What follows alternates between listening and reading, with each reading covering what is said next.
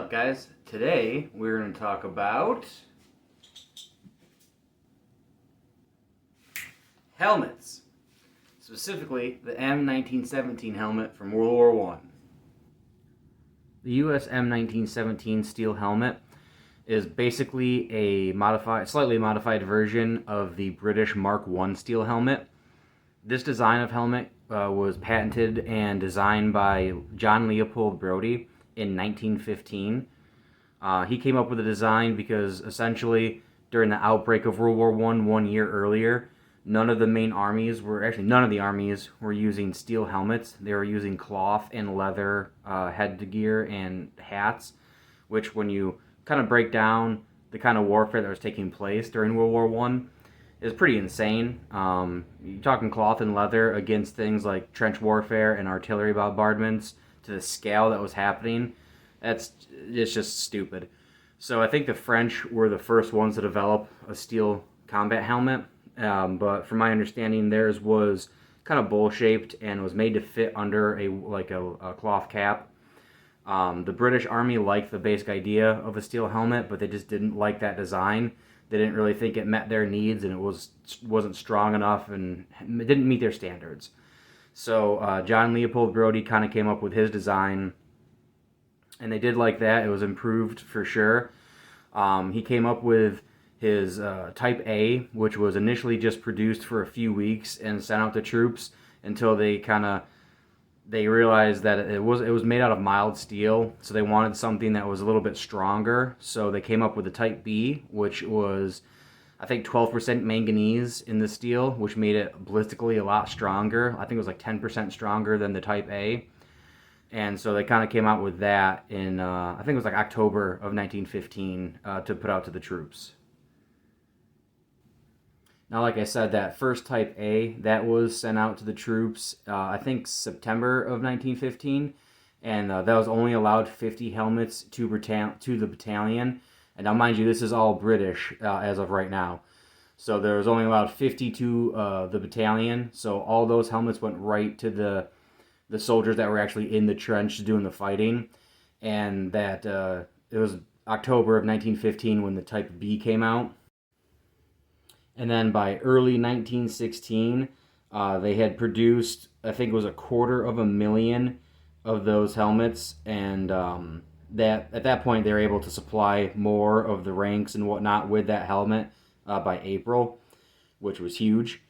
And then the helmet was definitely a big improvement, and they were liking the use of it, except there was a few complaints. Basically, like they thought it was too shallow, it was too light reflective, and that the rim itself was a little bit too sharp, and the lining that was inside the helmet was too slippery. So by May, they kind of redesigned it a little bit, and they came up with the official Mark I. And the difference between that was that they did a separate folded rim. They did a 2-part liner for the inside of the helmet, and they did a matte khaki paint. And they finished it with either sawdust, sand, or crushed cork to give it like a really dull, non-reflective appearance. And that's kind of what became the official Mark I steel helmet. And that was, like I said, by May/summer of 1916. And then officially, they had the first 1 million helmets that were produced, and they issued them to all of the troops. Now, when you fast forward to 1917, and when the U.S. finally joins the war, when we begin to deploy troops to France by late 1917, they are actually using the same Brodie helmets. So when we entered, we purchased about 400,000 Brodie helmets from Britain to supply our troops. And it wasn't until like I think it was January of 1918, when the U.S. began to produce their own helmets that were actually manufactured in the U.S., and that's when we officially renamed them the M1917 helmet. By the end of World War I, there was 7.5 million of the Brodie helmets that were actually produced, and that includes 1.5 million of the M1917s made and produced by the U.S. These helmets, I mean, they were in service for a while, and they were used by quite a few countries. I believe the 1917 was in service by the U.S. from 1917 until 1942, and I believe by England the Mark I was in service until 1940, until that was replaced by the Mark II. But also, I mean, you have Australia, New Zealand, Canada, South Africa. They all produced their different versions of the Mark II. A lot of different countries used versions of the Mark I during the war as well. It was used by police, fire brigade, ARP wardens. I mean, it was a very popular helmet.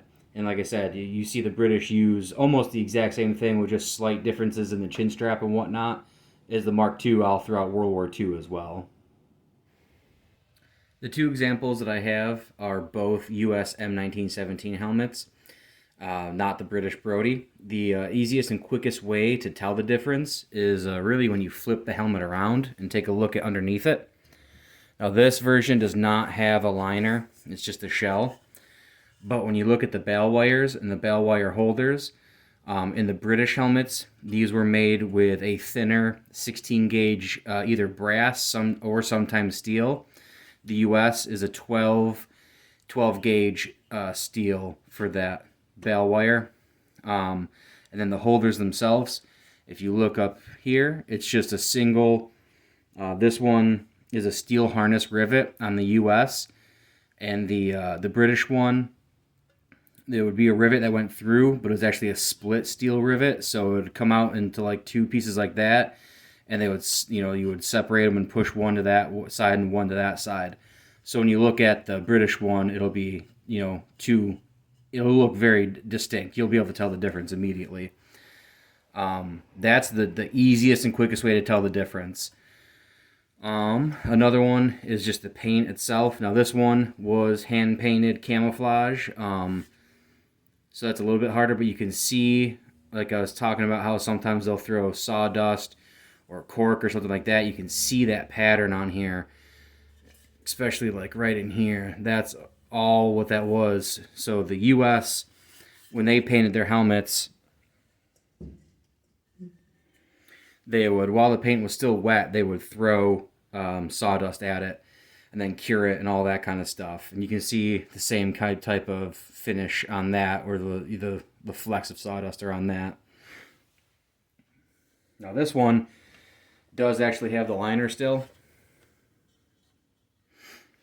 but as you can see, still the thicker 12 gauge bale wire and that steel rivet.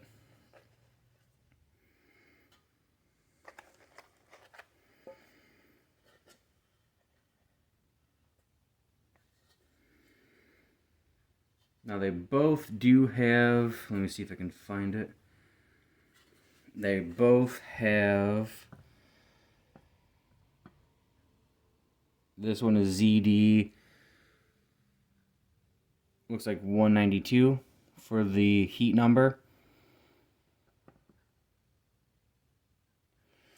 And the other one's actually a ZD heat number as well.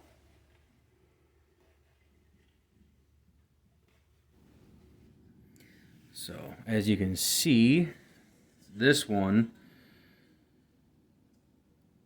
has got ZD 187 for the heat number. And then kind of really cool, if you look here, it's actually got a soldier's name lightly carved into the skirt here. You can see if we can make this out. Dallavo. D-A-L-L-A-V-O with E-70. If you can see that right there, carved into there. I'll set this down. I was able to just, I think, find my guy there. Nothing too detailed. Just the person that matched for my research was a Private Otto P. Dallavo. He was in Battery E, 3rd Battalion, 2nd U.S. Field Artillery Regiment, Heavy, 8th Field Artillery Brigade, 8th Division, American Expeditionary Force. That's the best match that I can fit to that name, so I think that's that dude. I'll have to do a little more research and see if I could find out anything else about him, but yeah, that's about it, guys. Again, just a little quick history on how this helmet came about, and just a little show and tell about my two that I own. I hope you guys enjoyed. Until next time, be good.